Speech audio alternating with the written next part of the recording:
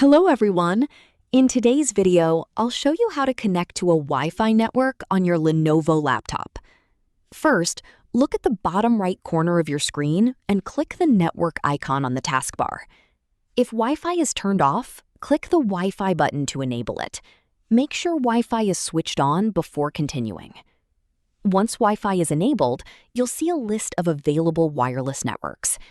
Select the Wi-Fi network you want to connect to and then click Connect. If the network is secured, enter the Wi-Fi password. After typing the password, click Next. Wait a few seconds while your Lenovo laptop connects to the network. Once connected, you'll see the status change to Connected. To make sure everything is working, open any web browser and try visiting a website. That's it! You've successfully connected your Lenovo laptop to a Wi-Fi network. If this video helped you, don't forget to like, share, and subscribe to the channel for more Lenovo laptop tutorials. Thanks for watching.